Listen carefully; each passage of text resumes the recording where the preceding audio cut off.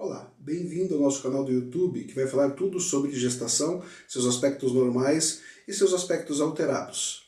Meu nome é Claudinei Londeiro, eu sou médico especialista em obstetrícia e sou inscrito no Conselho Regional de Medicina do Estado do Paraná sob o número 13.135.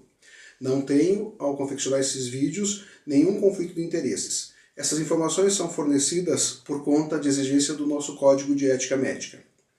Dando continuidade aos nossos vídeos, nós vamos falar na sequência agora em 3 vídeos sobre as alterações encontradas normalmente na gestação e sobre os aspectos práticos da assistência pré-natal nesse início, na parte intermediária e no final da gravidez. Didaticamente, nós dividimos a gestação em 3 trimestres. Isso é feito de forma a criar rotinas, para cada um desses trimestres. Nós vamos falar nesse primeiro vídeo sobre o primeiro trimestre, no segundo vídeo sobre o segundo trimestre e é óbvio que no terceiro vídeo sobre o terceiro trimestre. Então vamos lá.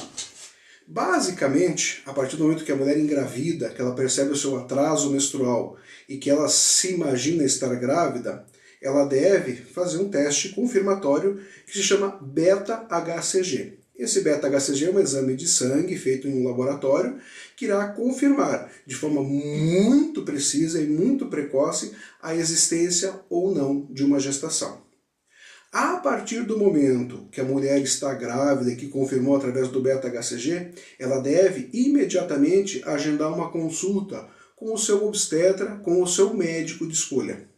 Como conversamos no vídeo anterior, esta paciente já deveria ter feito alguns exames rotineiros antes de engravidar. Mas esta não é uma realidade que acontece sempre. Muitas vezes essa mulher tem uma gestação inesperada, uma gestação não planejada, e ela não se preparou adequadamente para efetivamente a gestação. Independente de ter se preparado ou não ter se preparado, ela deve então agendar uma consulta o mais rápido possível com esse médico de sua confiança. Esta consulta ela deve ser realizada, no máximo, em 15, 20 dias da realização do exame.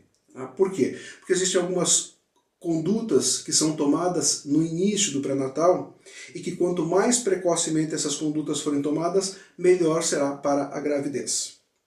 Esta mulher, então, grávida, foi consultar um profissional. Esse profissional irá conversar com a paciente, irá ver quais são as suas queixas, quais são os seus sintomas, irá examiná-la, dependendo do que já tenha sido realizado ou não, irá fazer alguns exames complementares. Os exames complementares, relacionados com a fase inicial da gestação, são muito individualizados, dependem da experiência de cada profissional e depende da característica de cada pessoa. São exames básicos, relacionados com anemia, com glicemia, com função tireoidiana, com doenças infecciosas. Então, são exames muito básicos e cada profissional acaba definindo a sua rotina específica para aquela pessoa. Além desses exames iniciais, que são feitos em laboratório, é realizado também nessa fase inicial uma primeira ecografia. E neste ponto já há uma situação um pouquinho complicada. As pacientes têm uma ansiedade muito grande em realizar rapidamente uma ecografia, em ver como o bebezinho está rapidamente. E muitas vezes elas vão realizar uma ecografia de forma tão precoce que acabam não vendo nada, ou vendo muito pouca coisa, e é um exame que às vezes gera mais ansiedade do que efetivamente uma conclusão positiva da gravidez. Se recomenda que a primeira ecografia seja feita em torno mais ou menos de 6 a 7 semanas de gravidez. E daí já irá detectar os batimentos cardíacos fetais, irá realmente ver como estão a gestação inicial, se é um bebê, se são 2, se são 3, se ele está no local certo. Então é uma ecografia que tem um período correto para ser feita. Além disso, eu gostaria de abordar um pouquinho quais são os sintomas que são considerados normais para esta fase. É muito comum que a paciente tenha enjoos, que a paciente tenha alguns episódios de vômito, que a paciente se sinta cansada, sonolenta, muitas vezes exausta. São sintomas relacionados com essa fase inicial da gestação.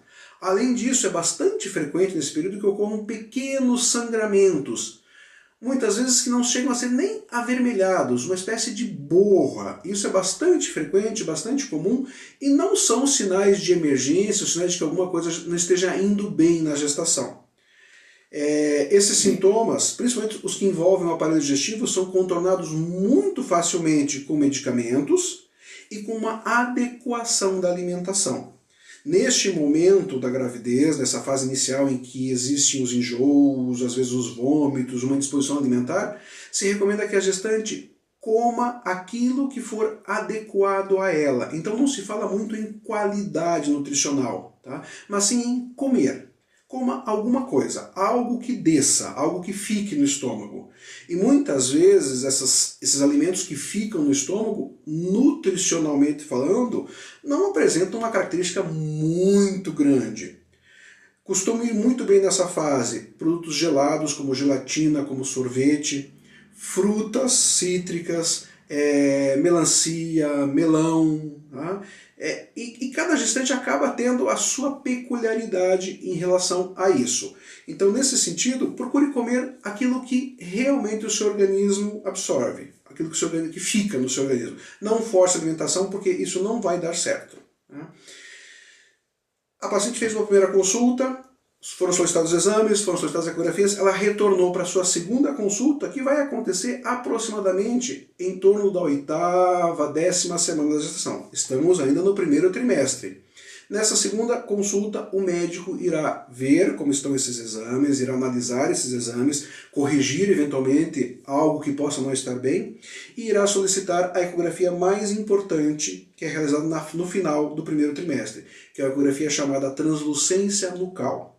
Essa ecografia ela vai medir na nuca do bebê um pequeno espaço que se acumula líquido, que se chamou translucência nucal, que se chama translucência nucal. À medida que essa translucência nucal fica maior, tá? Quando ela tem um tamanho maior, tá? Essa translucência nucal ela demonstra a possibilidade de algumas alterações genéticas no bebê, principalmente síndrome de Down. As clínicas de ecografia, as boas clínicas de ecografia, possuem programas informatizados que fazem cálculos estatísticos para saber qual a chance daquele bebê específico ter alguma alteração genética. Isso é feito, isso é colocado no laudo, para que efetivamente possam ser feitos outros exames. Aí nós vamos conversar sobre isso em outros vídeos, sobre alterações na translucência nucal. Mas nesse momento nós vamos conversar sobre translucência nucal normal. A paciente saiu da clínica tranquila, porque realmente a translucência nucal foi normal e demonstra que o bebezinho está crescendo, evoluindo e que provavelmente seja uma criança do ponto de vista genético normal. Nós iremos continuar num próximo vídeo sobre as alterações do segundo trimestre. Muito obrigado pela atenção de vocês.